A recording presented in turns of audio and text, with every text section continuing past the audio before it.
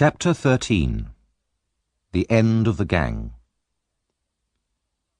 The sun burst upon the crowded city in all its brightness. It lit up every corner of London, the great houses of the rich and the miserable homes of the poor. It shone everywhere, even into the room where the murdered woman lay. The horror of that scene was even more dreadful in the clear morning light. Sikes sat there, unable to move, looking at the body. He had thrown the blood-covered stick into the fire, then washed himself and his clothes. He had cut out the bits of his clothes that were stained and burnt them too, but there were still bloodstains all over the floor. Even the dog's feet were bloody. Finally, he forced himself to leave the room, pulling the dog out with him and locking the door behind him. He walked rapidly north, towards Highgate, then on to Hampstead. On the open land of Hampstead Heath, away from people and houses, he found a place in a field where he could sleep without being disturbed. But before long he was up again and running. This time he ran back towards London for a while. Then he turned and went north again, sometimes walking, sometimes running, with no clear purpose in his mind. Eventually he felt hungry, and changed direction towards Hendon, a quiet place away from the crowds, where he could buy food. But even the children and chickens there seemed to look at him with suspicion. So he turned back towards Hampstead Heath again, without having eaten, uncertain where to go. At last he turned north again, his dog still running at his heels, and set off to a village just outside London. He stopped at a small, quiet pub and bought a meal, then went on again. It was now dark, and as he continued walking, he felt as if Nancy were following him, her shadow on the road, her last low cry in the wind. If he stopped, the ghostly figure did the same. If he ran, it ran too, moving stiffly like a corpse. Sometimes he turned, determined to drive the ghost away, but his blood ran cold with terror. Every time he turned, the ghost turned too, and was still behind him. Finally, he found another field where he could hide. He lay down, unable to sleep, his mind filled with visions of the dead girl. Her wide, dead eyes stared at him, watching him through a curtain of blood. Suddenly, he heard shouting in the distance. He jumped to his feet and saw that the sky seemed on fire. Sheets of flame shot into the air, driving clouds of smoke in his direction. He heard an alarm bell and more shouts of "Fire!" Running with his dog across the fields, he joined the crowds of men and women fighting the fire. He could forget his own terror in this new danger, and he worked all night with the crowd, shouting, running, and working together to stop the flames destroying more buildings. In the morning, the mad excitement was over, and the dreadful memory of his crime returned, more terrifying than ever. In desperation, he decided to go back to London. "At least there'll be somebody I can speak to," he thought to himself. "And it's a better hiding place than out here in the country. I'll hide there for a week, get some money out of Fagin, then escape to France." Suddenly he remembered the dog. People would be looking for his dog as well as himself. He decided to drown the animal. But the dog smelt the man's fear and turned and ran away from him faster than it had ever run in its life. "You have a choice, Mr. Monks," said Mr. Brownlow. "You have been kidnapped and brought here to my house. You can either tell me what I want to know, or I'll have you arrested, instantly, for fraud and robbery. It's your choice, and you must decide now, at once." Monks hesitated and looked at the old man, but Mr. Brownlow's expression was so serious and determined that the younger man realized it was pointless to protest. "I didn't expect this treatment from my father's oldest friend," said Monks angrily, sitting down with a frown on his face. "Yes, I was your father's oldest friend," said Mr. Brownlow. "And I know all about you, how your father, while still a boy, was forced by his family into an unhappy marriage with an older woman, and how you were the result of that marriage. I also know that your parents separated, hating each other by the end. Well, what's so important about that? "When they'd been separated for 10 years, said Mr. Brownlow, your father met another family. There were 2 daughters, one 19 years old and the other only 2 or 3. Your father became engaged to the older daughter. At this point, one of his rich relations died and left him a lot of money in his will. Your father had to travel to Italy to receive his inheritance, and while there, he became ill and died. Your mother, who was living with you in Paris, immediately rushed to Italy when she heard the news. As your father had made no will of his own, all the relations' money came to you and her." Monks listened with close attention, biting his lip and staring at the floor. "Before your father went to receive that money, he came to see me," continued Mr. Brownlow slowly, his eyes fixed on Monk's face. "I never heard that before," said Monks, looking up suddenly, a suspicious expression on his face. "He left me a picture of the poor girl he wanted to marry. He talked wildly about shame and guilt, and how he would give part of the money he'd inherited to his wife and to you, and use the rest to escape from England with the girl he loved. He refused to tell me any more details." Monks breathed more easily, and even smiled.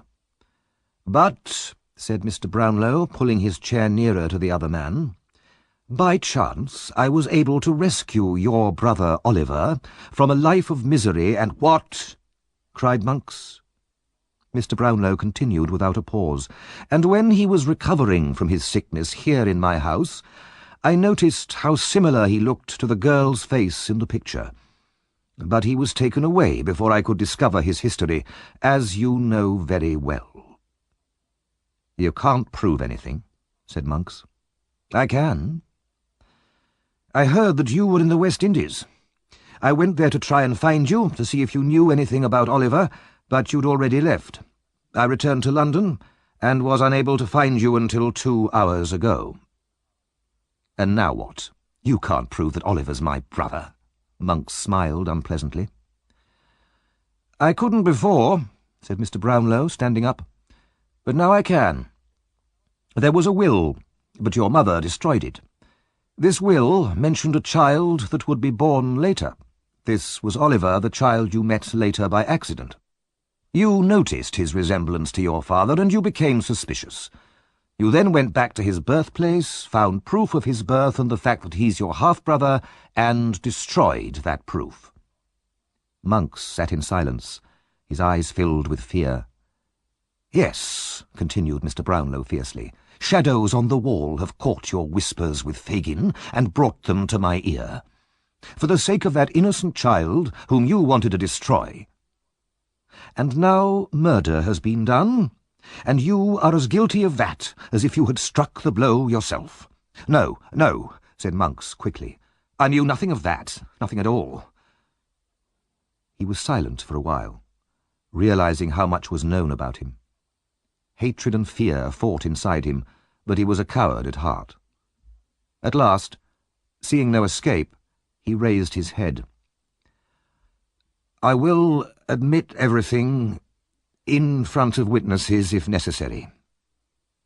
Mr. Brownlow nodded coldly. "I will prepare a document for you to sign. You must give Oliver what is really his, and then you can go where you please." At that moment, Dr. Losberne rushed into the room. "The murderer will be taken tonight. His dog's been found." "And Fagin?" asked Mr. Brownlow.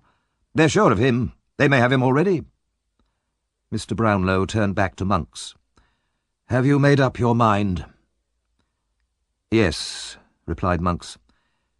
"And you promise it'll remain a secret? No police or charges of fraud against me?" "Yes," said Mr. Brownlow. "You have my promise.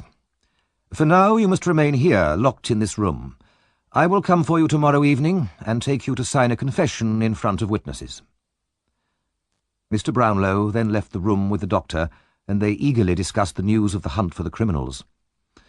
"My blood boils with anger," said Mr. Brownlow. "This poor murdered girl must be revenged. You stay here and guard Monks. I'll go out and get the latest news." The two men parted, each in a fever of excitement.